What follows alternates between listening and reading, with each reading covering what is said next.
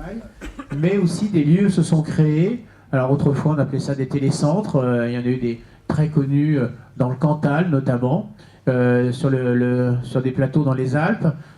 Puis récemment, il y a eu la cantine, bien sûr, où c'est surtout destiné à des geeks et qui avait parfois d'ailleurs l'effet inverse qu'on recherche, parce que l'idée du tiers-lieu, c'est pouvoir passer moins de temps dans les transports, mais il y a aussi des tiers-lieux qui sont des tiers-lieux thématiques, ce qui est le cas de la cantine, où on se retrouve entre types de personnes qui partagent les mêmes idées de la vie, les mêmes objectifs, et donc là, on va faire encore plus de distance pour aller à un autre endroit. Donc c'est pas le cas de certains tiers-lieux. L'intérêt numéro un du tiers-lieu, c'est de diminuer le temps de transport, la distance du transport, avec un gain à la fois économique, social, environnemental et aussi sanitaire, parce que, vous savez peut-être, mais un accident sur 2 qui génère un arrêt de travail en France l'est pendant le temps de transport. Donc on a des impacts à tous les niveaux. Donc là, l'idée, dans le cadre de cette journée de lancement de Futuring Cities, c'est d'étudier trois cas. Donc nous avons 4 intervenants donc, qui parleront chacun à leur tour avec un tout petit temps de débat, mais je pense qu'il sera extrêmement court, tant l'accompagnement que le côté chercheur, que l'expérience de l'élu qui lui-même est très porteur de projet. Mais tout de suite, je vais passer la parole à Cédric, si tu veux prendre le micro.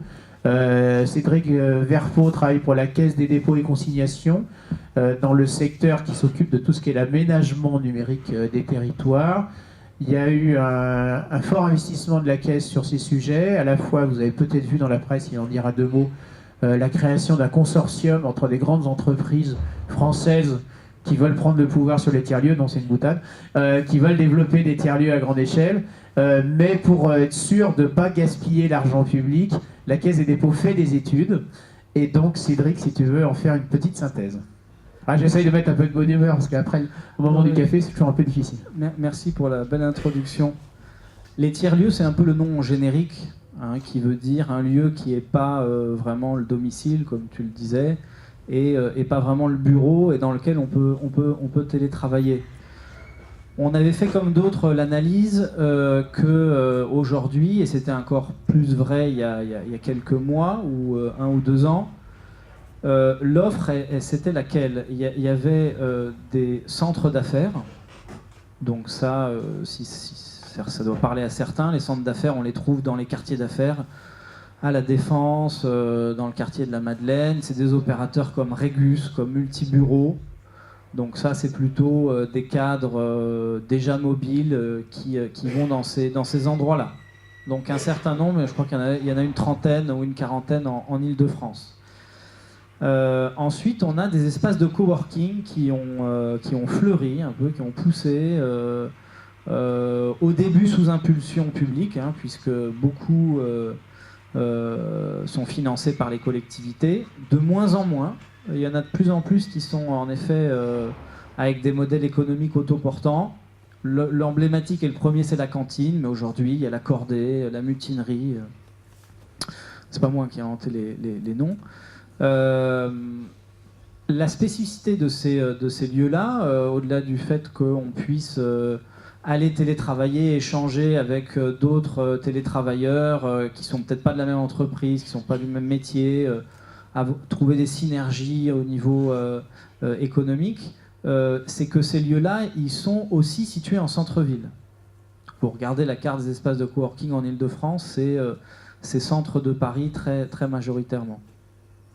Il y a les télécentres ruraux, mais je les mets de côté parce que là, il y en a pas en Île-de-France. Et puis ils répondent à d'autres questions qui sont plus la désertification des services publics et des services d'intérêt général. Donc c'est pas que du télétravail qu'on trouve dans ces lieux. Et donc on regarde la carte en Île-de-France et il y a beaucoup de lieux dans le centre de Paris, à la Défense, dans les quartiers d'affaires, mais il y a peu de lieux, quasiment pas, dans les zones en fait où habitent les gens. Dans le 77, ça vient, dans le 95, dans le 93, enfin ainsi de suite. Donc c'est ça qui a porté en fait l'action de la Caisse en disant il faut qu'on fasse émerger des lieux qui ont le même professionnalisme que ceux qu'on peut trouver dans le centre de Paris ou dans les quartiers d'affaires, mais dans des emplacements géographiques qui sont un peu plus éloignés parce que ça joue normalement sur plein de bienfaits pour la société que je vais vous présenter très rapidement. Donc très rapidement aussi, vous dire qu'on a fait une étude qui n'est pas encore terminée, mais sur les tiers-lieux en Île-de-France et qui donnera sûrement lieu à un livrable à destination des collectivités. Pourquoi les télécentres, comment on fait, c'est quoi les avantages d'un télécentre, les questions juridiques, etc. Donc ça, c'est des sujets que connaît bien Gérard Rode avec l'association IT77.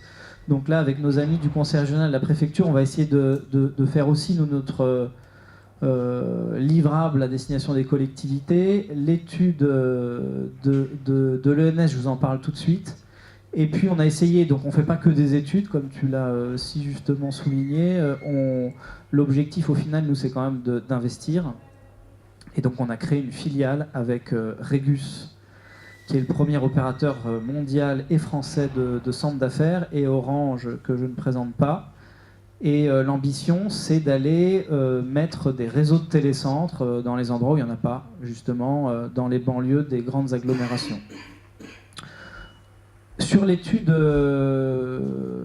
faite par l'ENS, c'est une pierre de plus dans tout ce qu'apportent les acteurs qui travaillent sur le sujet, mais c'était pour convaincre ceux qui ne sont pas convaincus ou ne veulent pas être convaincus, parce qu'il y en a pas mal qui ne veulent pas être convaincus. La DRH de Cisco parle d'alibi pour les entreprises qui ne veulent pas aller sur le télétravail, et on voulait vraiment voir quelles sont les externalités. Donc voilà, je passe rapidement sur la méthodologie, même s'il y a plein de chercheurs dans la salle, mais ça sera justement l'objet peut-être d'une autre réunion. Je ne suis pas là pour défendre la scientificité de l'étude, juste dire qu'elle s'appuie en partie sur une enquête exclusive de 600 télétravailleurs, et puis c'est des économistes de l'ENS Cachan, spécialistes sur les transports, qui ont travaillé sur cette étude. Les chiffres choquent. Normalement, il y a un jingle là. C'est une étude de 150 pages, là, donc j'essaye de la résumer en un slide. Mais c'est quelques chiffres qui me paraissent être les plus intéressants. Je passe sur la méthodologie, ça sera une autre réunion. Pour un individu qui télétravaille 2 jours par semaine, c'est une économie de 73 minutes par jour. Une économie sur les transports, évidemment. Et en gros, il y a la moitié du temps qui est réinvesti sur le temps de travail, donc je travaille un peu plus quand je suis en télécentre, et l'autre moitié qui est réinvestie dans sa vie personnelle. 124 € d'économie par mois, c'est aussi énorme, c'est 10% du salaire médian français. Si je télétravaille 2 jours par semaine, je prends un peu moins ma voiture, donc j'ai un peu moins d'essence, un peu moins d'entretien. Je rentre 40 minutes plus tôt chez moi, donc je vais libérer la nounou 40 minutes plus tôt. Voilà, donc pour l'individu, on savait qu'il y avait des externalités, là ça met quelques chiffres dessus. Pour une entreprise, 5,5 jours d'absentéisme aussi, c'est un chiffre qui est important, selon nous. C'est à peu près un tiers de l'absentéisme total par an. En moyenne, on est absent 15 jours par an. Donc c'est quand même pas négligeable pour une entreprise. Et puis la production, ça c'est un chiffre qui est intéressant, parce que souvent dans les études, on citait beaucoup la productivité qui augmente. Et là, en fait, il faut cumuler la productivité qui augmente. On est plus productif en télétravail, ça l'enquête l'a montré.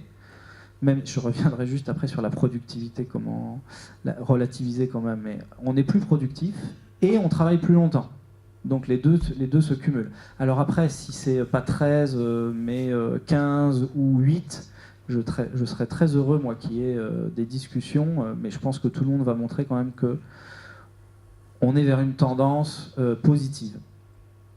Juste sur la production, je réagis parce qu'il y a beaucoup d'entreprises qui ont des bons alibis pour ne pas être en télétravail, qui disent souvent moi, le télétravail à domicile ou en télécentre, je suis moyennement pour, parce que j'ai du mal à contrôler la productivité de mes salariés. Ce à quoi on a maintenant le réflexe de leur répondre, mais comment vous contrôlez la productivité des salariés au bureau ? Et en fait, on se rend compte qu'ils contrôlent assez peu la productivité au bureau. Donc en fait, la question, c'est pas de contrôler la productivité en dehors du bureau ou au bureau, c'est de contrôler ou pas la productivité. Mais voilà, ça c'est un des problèmes qu'on a en France sur un management qui est un peu plus en effet présentiel que par objectif. Ce qui explique que les pays du Nord et anglo-saxons sont plus en avance que nous sur le télétravail. Et enfin pour les collectivités, parce qu'on parle de collectivités aujourd'hui aussi, là les chiffres sont une tendance, hein, évidemment, pour une ville de 50 ou de 60 000 habitants, 64 nouveaux habitants, c'est assez négligeable, mais ça montre quand même qu'il y a un gain d'emploi. J'ouvre un service de petite restauration, il y a un télécentre à côté, je vais vendre plus à midi. Et puis c'est les emplois du télécentre lui-même aussi, hein, qui sont inclus dedans. Les modèles de l'ENS montrent que c'est un facteur d'attractivité. Donc ça, c'est aussi important. Bon, recette fiscale, c'est plus anecdotique. L'autre chose dont je voulais vous parler rapidement, en dehors de ces premiers chiffres, on a voulu se projeter, se dire, avec ces chiffres-là, si on se projetait en 2025 pour l'Île-de-France, en intégrant les lignes du Grand Paris. Et donc là, sur cette carte, on représente juste en fait l'appétence au télétravail, là où on pourrait trouver le plus de télétravailleurs. Bon. Donc ça c'est une première carte. Et après, ce qu'on a essayé de regarder, donc on sait, il a fallu partir d'un scénario en 2025. Hein. On s'est dit, en 2025, on aura 21% de télétravailleurs. Aujourd'hui, il n'y a pas vraiment d'études très scientifiques sur le nombre de télétravailleurs, parce que l'INSEE n'a pas fait d'enquête depuis une dizaine d'années, mais on peut s'accorder à dire qu'on est entre 8 et 15% de télétravailleurs. On va me dire ça fait une grande fourchette, mais bon. Peut-être plus, hein, mais bon. On n'a pas trouvé d'enquête vraiment très systématique là-dessus. Bon, soit dire en 21% en 2025, c'est pas totalement délirant, on pense que c'est atteignable, et dire que 9 sur 10 continueront à être à domicile, les télétravailleurs, c'est pas non plus totalement délirant. Donc là, on dit qu'il y aura que un télétravailleur sur 10 qui sera en télécentre. Et quand on met ça dans le système et qu'on fait tourner les modèles de l'ENS, on voit qu'en Île-de-France, il nous faudra en 2025 318 télécentres pour couvrir cette demande-là. Alors, ces chiffres-là, ils sont évidemment discutables puisqu'on se projette en 2025. Hein, on n'est pas futurologue, donc... ils sont là pour montrer une tendance, et plus qu'une tendance, une direction. Si on veut voir les effets positifs du télétravail et des télécentres, ça veut dire que collectivement, entreprises, État, collectivités, il faut prendre des mesures, et il faut développer ce sujet-là. Les 549 millions d'externalités positives pour l'État, bon, on a toujours un peu du mal à se rendre compte de ce que ça veut dire, ce chiffre-là, mais bon, on se rend compte que c'est beaucoup et que, dans tous les cas, c'est un potentiel. Donc le message de cette étude, et je finirai par là, c'est de dire que oui, c'est un vrai sujet d'intérêt général, donc ça nous rassure parce que c'est un sujet qu'on a lancé. Ça aurait été dommage que ça montre le contraire. C'est un sujet d'intérêt général, et au-delà de ces chiffres-là, ça montre une tendance. Et chaque acteur a un rôle à jouer. L'État, parce que l'État et les services publics nationaux sont un formidable levier sur l'emploi public. Il y a encore peu d'agents publics qui télétravaillent. Je suis bien placé pour le savoir. Donc ça, c'est principalement le rôle de l'État. De s'engager, et au-delà des accords de télétravail, parce que quasiment tous les ministères en ont, s'engager sur des pourcentages de télétravailleurs. Deuxièmement, c'est les entreprises. On voit qu'elles ont un intérêt, je dirais, direct, productivité, absentéisme. Malheureusement, ça ne suffit pas. Donc il faut encore les pousser, mais avec l'immobilier de plus en plus cher, ça devrait être aussi un argument supplémentaire. Et puis après, il y a les collectivités. Comment collectivité, moi, je peux prendre part à ce mouvement-là, au-delà de moi, collectivité en tant qu'employeur public, je peux favoriser l'émergence des télécentres sur mon territoire en soutenant ceux qui vont venir ouvrir un télécentre, en aidant d'une manière ou d'une autre, et ça Gérard en parlera mieux que moi. Donc voilà, c'est un sujet d'intérêt général. Tous les acteurs ont à y gagner. On pourrait se demander mais pourquoi ça avance si peu. Je crois qu'on est là collectivement pour porter le sujet. Parce que la Caisse n'investit pas assez, c'est ça? Bah là, on vient d'investir, hein, donc on va... Dans un projet. Gérard Eudes, qui est responsable évidemment de collectivité locale, mais assez au fait de ces sujets pour avoir travaillé largement ces sujets télécom depuis très très longtemps.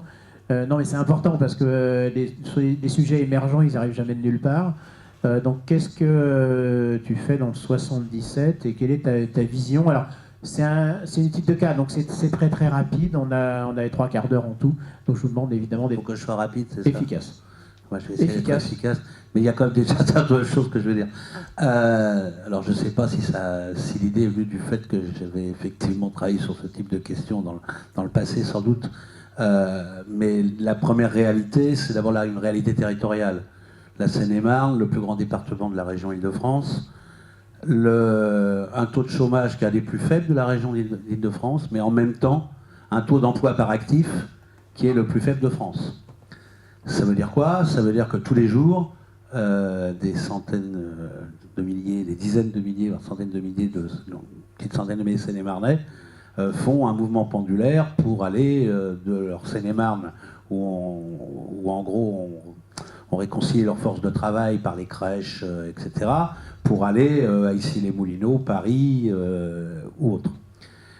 Donc une question qui est d'abord posée, c'est est-ce qu'on peut éviter ça, surtout pour que, très souvent, quand ils arrivent, comme le montre très bien le film de LBMG, je vous conseille de le regarder, je fais toujours un peu de pub, c'est une excellente équipe de conseil, où après une heure et demie de galère dans les transports, le geste qu'on arrive quand on arrive au boulot, c'est d'allumer un ordinateur. Donc tout ça pour ça, qu'on pourrait tout à fait allumer plus proche de son domicile. Télétravail, on en a parlé, on connaît tous les questions, on télétravaille de plus en plus sans doute, mais avec la question du lien social, de l'isolement, et du fait que c'est pas forcément non plus propice. Si c'est propice à la concentration, c'est pas toujours nécessairement propice à l'innovation, puisqu'on est un peu isolé. D'où l'idée initiale de dire, bah voilà, c'est très simple, on va faire des télécentres, puisque en plus le Conseil général a fait un effort assez important, un des plus importants en France, sur la question de l'aménagement numérique, et en ce moment d'ailleurs, y compris jusque the fiber to the home, c'est bien, je sais pas ce qu'on dit nous, c'est que c'est bien de mettre de la fibre optique, mais ça n'est que du verre. Il faut derrière y mettre quelques services, sinon ça n'a pas bien d'intérêt. Donc première étape de notre affaire, créer des lieux, alors nous on les a appelés télécentres, non pas que ça soit génial comme nom, mais j'ai pas trouvé mieux, j'aime pas trop tiers-lieu, que je sais pas à quoi ça... Voilà, bon, tiers-lieu. Coworking, ça je voulais surtout pas, même s'il y a un espace de coworking à l'intérieur de nos télécentres, mais surtout pas réduire la question à la question des coworking. J'ai rien contre, mais voilà, c'était pas le sujet. Et en même temps, une situation dans laquelle les collectivités publiques n'ont plus cette capacité qu'ils avaient probablement il y a quelques années de dire bah, je mets un gros paquet de sous. C'est-à-dire que je pense qu'il y a 10 ans, je serais allé voir le président du Conseil général, j'aurais dit j'ai une idée géniale, tu me trouves 10 millions dans le budget, et puis on prend une carte et on te dit où est-ce qu'on met les télécentres, et puis on les finance, et puis voilà. Ça aujourd'hui, il m'aurait dit non, parce qu'il n'y a plus l'argent, et 2, je ne suis pas convaincu que c'est comme ça qu'il faut faire. Donc on a créé une association en disant on va mutualiser effectivement les énergies, mais chacun gardera sa capacité de son projet, ses spécificités.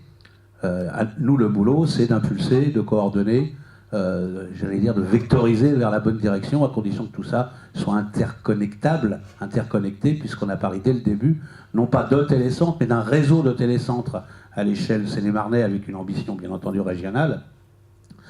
Et ça marche relativement bien. À partir du moment où on fait ça sur un territoire, évidemment, de l'objet initial du télécentre, en gros en zone plutôt urbaine, proche des nœuds de transport, les gens qui habitent dans des zones plus rurales nous ont dit t'es bien gentil, mais t'es un conseil général de Seine-et-Marne, donc tu dois prendre en compte la totalité effectivement des problématiques. Et c'est juste, et je crois que ça nous a permis de réfléchir beaucoup, on pourra y revenir, parce qu'il y a des spécificités et des choses qui sont très différentes.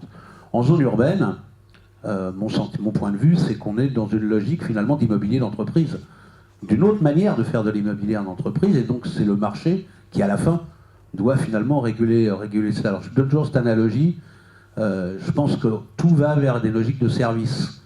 Le software, il est as a service, le cloud permet de dire que le stockage, il est as a service, le vélo, la voiture, demain, il n'y a aucune raison que mon espace de travail soit pas non plus un bureau as a service.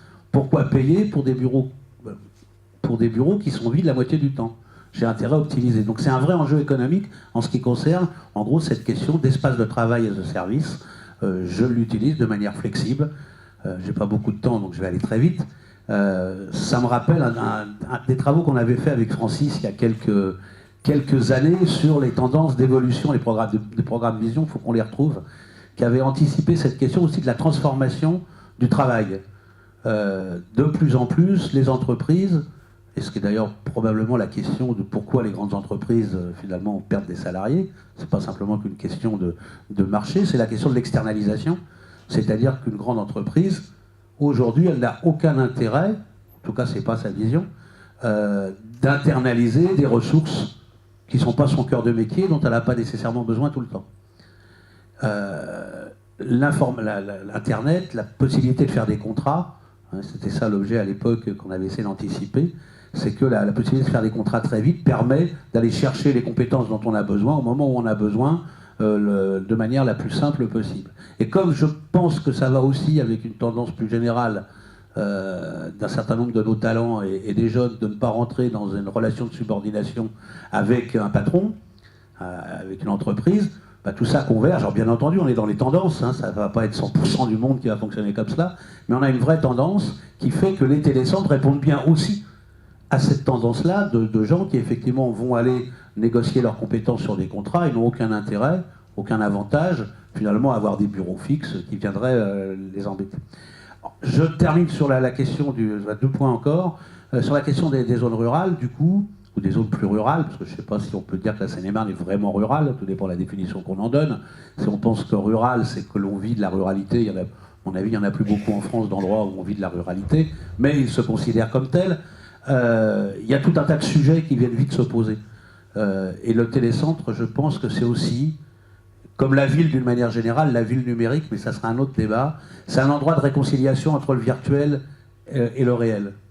Hein, c'est l'espace où on réconcilie le virtuel et le réel, et les télécentres, bien entendu, y compris en zone rurale, mais ça sera aussi le cas en zone urbaine, d'où l'idée que plein de services peuvent émerger, donc je n'ai pas encore aujourd'hui la moindre idée de ce nouveau lieu numérique de vie qui réconcilie, donc je disais virtuel et réel, et je vais donner juste un exemple. On a fait travailler donc quelques habitants d'un endroit qui s'appelle Rebais, donc c'est quand même, vous voyez, on est... parce maintenant ils sont connus un peu dans leur combat contre les gaz de schiste, mais à part ça, c'est quand même vraiment type zone rurale.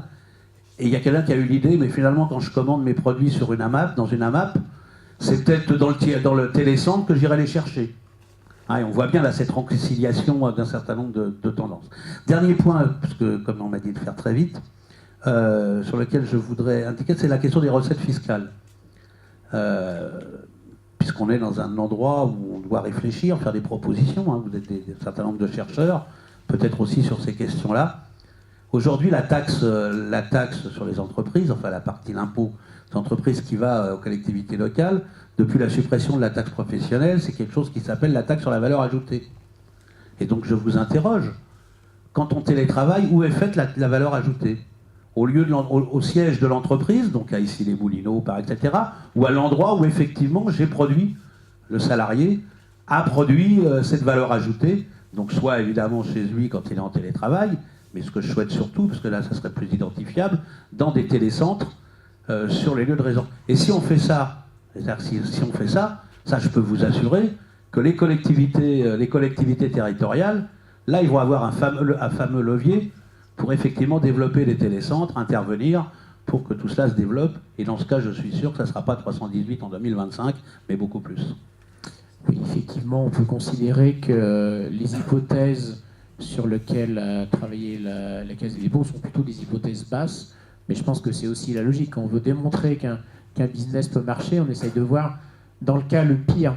Il faut y mettre les leviers. Parce que je pense, alors je ne sais pas, je n'ai pas encore lu l'étude, mais il faut regarder quels sont les leviers ou les leviers potentiels. Et enfin, la question, effectivement, la question fiscale pour les collectivités est un levier essentiel. Et effectivement, on peut se poser aussi la question inverse, c'est de ne pas avoir les infrastructures nécessaires pour répondre aux demandes. Oui, alors j'ai pas voulu parler de cela, parce que c'est vrai que je suis pour le Grand Paris Express, mais à condition que le Grand Paris Express, sa finalité, ne soit pas de continuer de transporter les salariés de l'Est à l'Ouest, que ce soit là. Parce que sinon, on aura quand même parfaitement raté l'objectif. De temps en temps, je pense que le Grand Paris Express, c'est la structure dont on aurait eu besoin il y a 20 ans, qu'on fait maintenant. Bon, mieux vaut tard que jamais, il faut le faire. Mais globalement, et y compris d'ailleurs, moi je pense, je suis des fois un peu critique, mais y compris sur le schéma directeur, parce qu'on est en discussion sur le numérique, je pense que le schéma directeur de la région Île-de-France, qui est un excellent document par ailleurs, est quand même assez frileux sur la question de la transformation des usages qui sera induit par le numérique. Bon, très bien. Je vais juste compléter les propos qui ont été tenus précédemment. Tout d'abord, Tactis apporte plutôt des outils d'aide à la décision au territoire ou aux acteurs comme la Caisse des dépôts. Et on a été amené à travailler pour la Caisse des dépôts sur ces sujets-là depuis quelques années. Et c'est vrai que, ou pour les collectivités territoriales, ce qu'on voit, ou plus récemment sur le Grand Paris Express, ce que l'on voit, c'est que effectivement, malgré tous les chiffres que l'on connaît sur l'utilisation du numérique, il reste encore effectivement un palier à franchir énorme en matière de transformation et d'appropriation de ces facilités que permettent le numérique pour réduire ces déplacements. On parle de plus de 40 millions de déplacements quotidiens en Île-de-France. On continue à parler d'Île-de-France. À peine 20% se font par les transports en commun. Donc déjà, il y a encore 80% qui se font par d'autres modes de transport, ce qui est quand même un vrai problème. Et effectivement, comme dit Gérard Eudes, peut-être qu'on aurait eu besoin d'améliorer aussi les ressources de transport en commun il y a déjà 20 ans. Bon, disons que si on peut les améliorer les prochaines années, c'est aussi en faisant une deuxième chose simultanément. Peut-être qu'on peut faire un double saut, on va dire, non seulement technologique, mais aussi en termes d'organisation. C'est de faire de la mobilité sans déplacement. C'est-à-dire que c'est ça l'enjeu, en quelque sorte, dans ce qu'on est en train de dire. C'est de réduire les déplacements physiques tout en permettant la mobilité. C'est l'enjeu qui est face à nous. Et c'est vrai que pour travailler dans, on va dire, les doubles facettes que sont les problématiques d'infrastructure, de réseau, et d'autre part, l'organisation en fait, des services qui s'appuient en quelque sorte sur ces réseaux dans les territoires, on voit bien que l'enjeu aujourd'hui, c'est de développer des services de proximité, mais c'est aussi de rapprocher, dans la mesure du possible, dans les territoires, à des endroits pertinents, des ressources partagées qui vont, alors on peut les appeler des tiers-lieux, on peut les appeler comme on veut, peu importe, je crois que chacun aura compris, quel que soit le terme, c'est l'important c'est ce qu'on va mettre à l'intérieur, et on voit qu'aujourd'hui on a une capacité technique, mais aussi une évolution sociétale qui nous pousse à, par la responsabilité, par la problématique du développement durable, par la problématique de la saturation des ressources de transport, même si on rajoute une capacité de 2 millions de passagers, puisque c'est ce dont on parle avec le Grand Paris Express dans les 15 prochaines années, c'est jamais que 2 millions de passagers en plus qui peuvent être transportés par jour sur 40 millions. Donc c'est 5% de capacité qu'on va rajouter sur le développement quotidien. Donc on voit bien que le potentiel qu'apporteront ces tiers-lieux et leur localisation géographique ont une importance toute particulière. Nous, en tant que cabinet de conseil, qu'est-ce qu'on fait? C'est qu'on aide les territoires à essayer dans le process de la décision, de choisir les scénarios d'implantation, les modèles économiques qui sont associés à ces projets. Voilà, c'est un accompagnement Après, la question, opérationnel. Est-ce que le modèle tiers-lieu va devenir dominant? C'est-à-dire que pour l'instant, il y a une extrapolation qui est faite par la Caisse qui montre que son investissement est viable. Pour faire les choses simplement, c'est un raisonnement d'investisseur et un peu plus large que le raisonnement d'investisseur. La question par rapport aux chiffres que tu viens de dire, est-ce que tout ça est à l'échelle? C'est aussi un pari. Je crois que la Caisse des dépôts, c'est un grand pari. Il y a un pari sur le plan économique, parce qu'effectivement, un grand pari peut-être. Mais bon,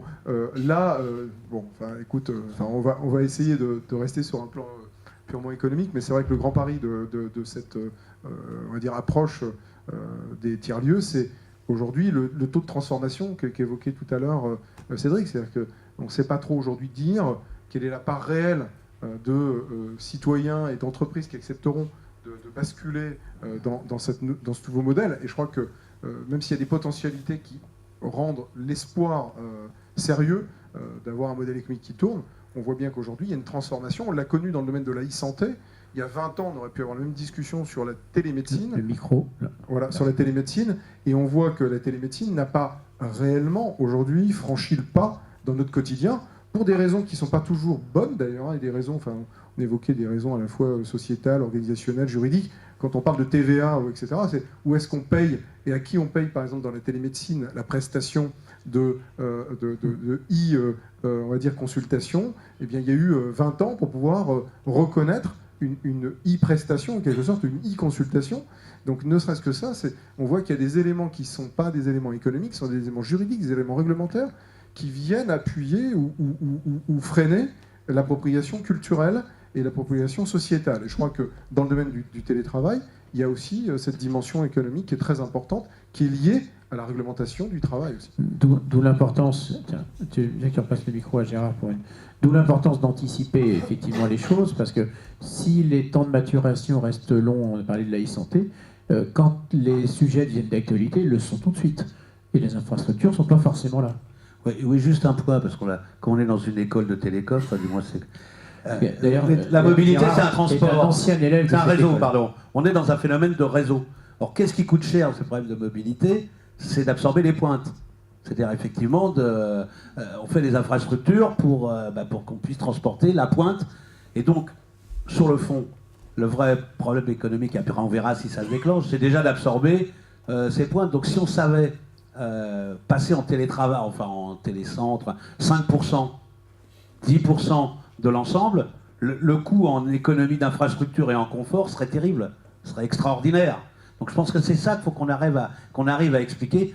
Puis encore une fois, puis après je serai plus calme, mais puisqu'on est, je pense que c'est important, c'est important que les équipes de recherche, etc., puissent faire passer un certain nombre de messages. En particulier, je pense au STIF, l'organisateur. C'est quand même incroyable que le syndicat des transports d'Île-de-France fasse complètement la sourde oreille sur la question de financer de la non-mobilité, donc du non-investissement pour eux. Du non-déplacement. Du non-déplacement. Bah oui, du non-mobilité réelle, enfin physique.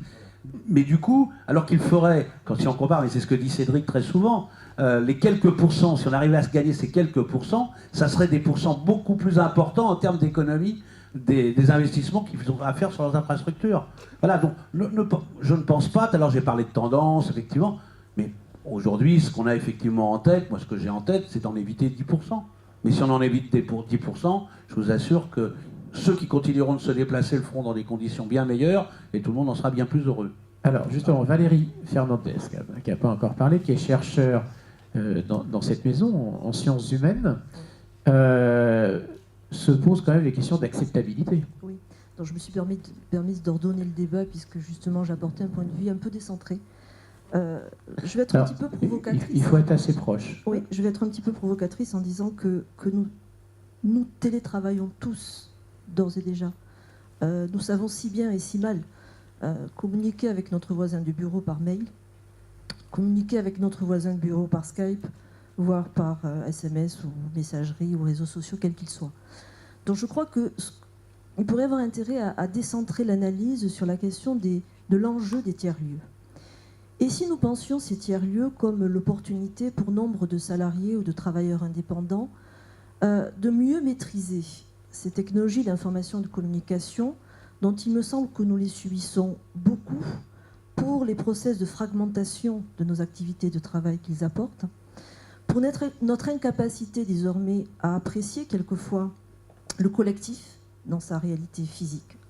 Je crois qu'aujourd'hui, les enjeux du télétravail dans son acception courante, c'est-à-dire dans un tiers-lieu qui est donc, si l'on reprend les travaux du chercheur anglais qui a développé le concept de tiers-lieu qui n'ont ni le domicile ni le travail, l'enjeu du tiers-lieu, ça peut être aussi d'apprendre à se déconnecter, d'apprendre à retrouver des moments de réflexion, mais apprendre aussi à utiliser des technologies d'information et de communication pour les dimensions collaboratives qu'elles accompagnent, qu'elles supportent et que, me semble-t-il, nous avons insuffisamment mobilisées lorsque nous sommes dans un présentiel trop physique. Travailler dans un tiers-lieu peut être aussi lorsque, et on le sait, les statistiques nationales et internationales sont là, cela représente au maximum 2 jours hors de son collectif physique de travail. Ça peut être aussi l'opportunité de réapprécier, lorsqu'on rejoint l'entreprise, cette communauté sociale à laquelle nous sommes tous attachés. Donc tout ça pour dire que, et si nous inversions la problématique? Premièrement, étudions plus précisément nos processus de travail équipés, dans nos modes de télétravail au quotidien, dans la proximité physique de nos collaborateurs ou de nos subordonnés, pour mieux penser de manière un peu plus originale, me semble-t-il, l'enjeu des tiers-lieux. Je crois qu'a été évoqué ces questions de productivité. Attention aussi, avant que de calquer des modèles d'analyse de productivité sur des processus de travail que nous maîtrisons mal, réfléchissons, analysons ces processus de travail. Rappelez-vous, il y a quelques décennies, ce que disait un de nos prix Nobel, on voit des ordinateurs partout, sauf dans les chiffres de la productivité. Je crois qu'aujourd'hui, les technologies d'information et de communication transforment radicalement nos modes de travail. Avant que de réfléchir aux effets, aux impacts de la productivité dans le fait de travailler à distance physique, réfléchissons à la façon dont ces technologies transforment nos modes de travail. Voilà. Alors, Cédric, vous voulez réagir? Je suis d'accord, il faut aussi avoir cette vision-là, mais ce qui nous dérange aujourd'hui, c'est que ce discours-là, il pourrait être pris comme un alibi pour toutes les entreprises qui ne veulent pas y aller et qui vont dire... Mais les grands groupes, il y en a quelques-uns qui peuvent être attirés par l'innovation ouverte, donner plus de... Bon. Mais il y en a encore beaucoup, et je ne parle même pas des administrations, sans faire de caricature, qui sont plutôt inquiètes pour envoyer des gens dans des lieux où ils ne vont plus les voir.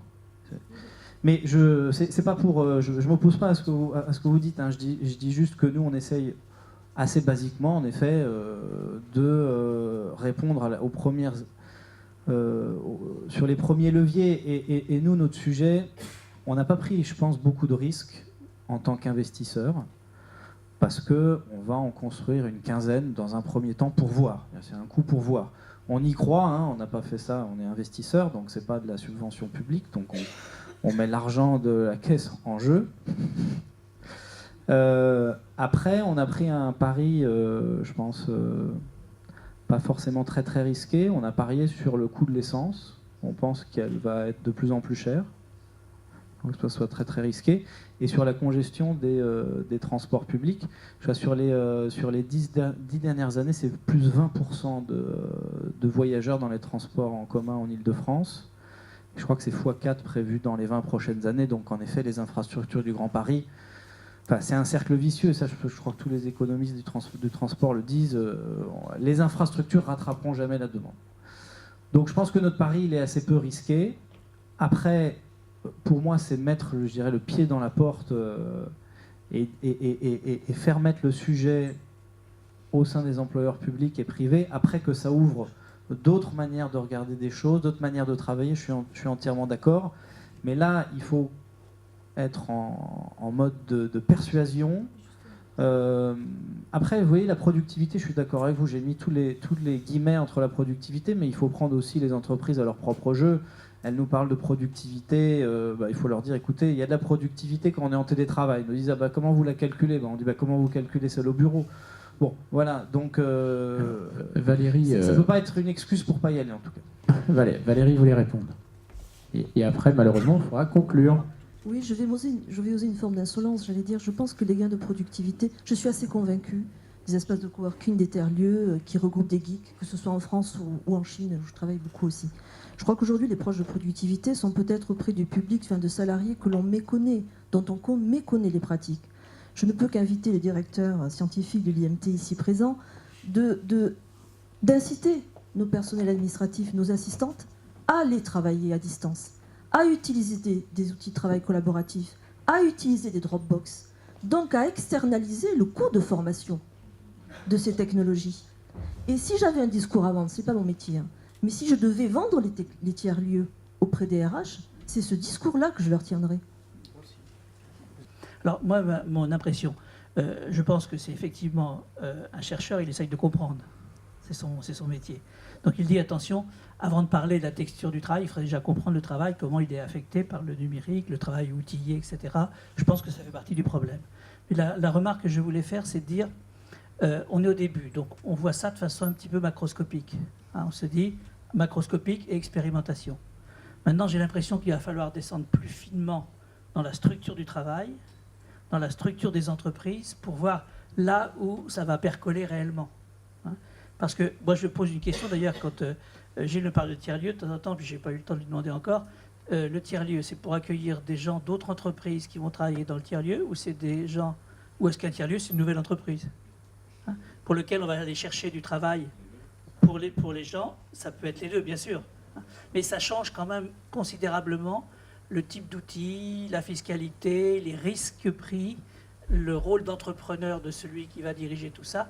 Donc je pense que, quelque part, moi, je pense qu'il y a des endroits où le télétravail des types de métiers où le télétravail va se développer vite et d'autres beaucoup moins vite. Donc peut-être que l'étape d'après, hein, on investit, il y a des expériences, l'étape d'après, c'est essayer de comprendre l'inhomogénéité de notre structure économique là-dessus. Avant, quand on allait au travail, on faisait un saut technologique entre chez soi et le travail. Mais dans le sens où on passait d'un lieu qui n'était pas équipé à un lieu qui était équipé. Aujourd'hui, c'est l'inverse. Donc je pense qu'il faut être conscient de cela. Alors ça ne veut pas dire que 100% des travailleurs sont tous égaux par ailleurs. Hein. Ne faites pas dire ce que je n'ai pas dit. Il y a aussi un problème d'inclusion dans l'entreprise. Mais le lieu du travail aujourd'hui n'est pas le lieu de la modernité. Donc je pense que dans les pratiques de tout ce qui a été dit tout à l'heure, il serait très important, et je pense que le télétravail peut y contribuer, que l'entreprise prenne conscience du potentiel de savoir et de valeur qu'il y a dans la maîtrise des outils chez ces agences, chez ces salariés qui aujourd'hui sont totalement sous-employés. Voilà. Gérard voulait intervenir. Tout à l'heure, Cédric a peut-être presque commencé par ça, et moi j'en ai rajouté un peu sur l'espace de travail à ce service. Pour une grande partie, on est dans l'immobilier d'entreprise. Il y avait des centres d'affaires, des gens dont c'était le métier de faire des centres d'affaires, dont le premier est Regus, hein, mais il y en a plein d'autres, il y en a des plus petits, d'ailleurs c'est un véritable enjeu de voir comment ils vont s'adapter, ils commencent à comprendre, mais ils font des espaces tellement petits que l'équilibre n'y est pas. Donc on est dans un changement aussi sur l'immobilier d'entreprise. Donc c'est aussi l'entreprise avec qui va développer aussi ses métiers d'animation, etc., etc. Voilà. Donc après, encore une fois, ce qui me semble important, parce que cet argument, on a derrière un peu un argument de trouver des contre-exemples et de dire, bah, vous voyez, ça ne marchera pas. Et ce n'est pas 100% des gens qui sont concernés. Encore une fois, j'insiste, si on arrivait à 5 ou 10%, je donne un exemple souvent, je crois que la gare de Melun, vous savez, là où il y a le camping Nord, la gare de Melun, c'est 300 000 personnes qui passent par jour. Pardon, je dis des conneries, 30 000, excusez-moi, 30 000 par jour. Si vous avez 1%, ça fait 300. Donc 1% de capté sur la gare de Melun, ça vous fait un télécentre de capacité de 300 personnes. C'est pas rien. Voilà, donc il faut bien savoir avec quoi on joue. Et dernier point, la Seine-et-Marne aujourd'hui, c'est à peu près 20 projets, un télécentre de plus de 1000 m² qui ouvre qui est inauguré lundi 16 décembre, avec 90 postes de travail, un truc qui est, je pense, le premier télécentre, qui n'est pas un truc de geek, en Ile-de-France. Et sans l'investissement de la Caisse des dépôts. Non, mais il y en a plein avec la Caisse des dépôts, il y en a plein qui viennent avec un modèle particulier, mais bon, je ne vais pas là. La collectivité, c'est investi, puisque je préside l'agence de développement économique qui s'appelle Seine-et-Marne Développement. On l'a fait un peu à l'image de ce que fait Amsterdam. On a converti des locaux qui étaient des locaux fixes en donnant ce qui donne un talon d'affaires d'une vingtaine de % pour commencer. Voilà. Alors. Ce sera la dernière question, mais je vais poser à Valérie. Moi, ce qui me surprend un peu dans les télécentres qui se montent en ce moment, c'est moi ce que j'avais trouvé intéressant dans la démarche, c'est ce qu'on appelle la téléprésence, c'est-à-dire l'usage de ces très grands écrans qui permettent de rompre, alors sur l'image, sur le son, etc., avec la distance. Comment vous réagissez à ce mot, comment tu réagis, ensuite toi, le mot téléprésence? Plutôt bien. Je trouve d'ailleurs que je vais continuer, continuer à être un petit peu dérangeante, mais je trouve que nos télécentres sont insuffisamment équipés de technologie. Si je fais la comparaison avec certains télécentres chinois, je crois qu'il y a un enjeu, encore une fois, très sincèrement, il y a un enjeu d'apprentissage. Oui, des tiers-lieux. Pardon ? Oui, alors précisons dans les différentes... D'abord, je trouve que vous parliez d'immobilier urbain. Je ne suis pas convaincue de ça. Immobilier d'entreprise. D'immobilier d'entreprise, excusez-moi. Je pense que les modèles de gouvernance de ces lieux-là sont à inventer. Et leurs business models aussi sont à inventer. Je pense qu'il faut en faire des lieux plus ouverts. Pourquoi il n'y a pas de halte-garderie ? Excusez-moi. Pourquoi il n'y a pas de halte-garderie ? Comme si le télétravail... Il y en a dans les projets. Il y en a dans les projets, mais ils n'y sont pas pour l'instant. Enfin, je pense qu'il y a tout à réinventer. Inversons la perspective d'analyse. Oui, pour des murs de téléprésence. Oui, pour des technologies. Parce qu'encore une fois, je pense que ce sont des lieux pour faire avancer la société numérique. Et peut-être la société, même le numérique, est peut-être... C'est dommage. Pour moi, c'est des lieux pour rendre service à mes concitoyens d'abord. Donc, faire avancer la société. Non. Oui. Oui, Voilà. mais de manière... Alors, on va passer à deuxième table ronde. Je suis désolé, c'est des temps très courts, mais on pourra continuer les discussions après. Je ne sais plus à qui je passe la parole. C'est Smart Grid. Alors, on a changé l'ordre, alors je suis paumé. Voilà, merci à tous les quatre.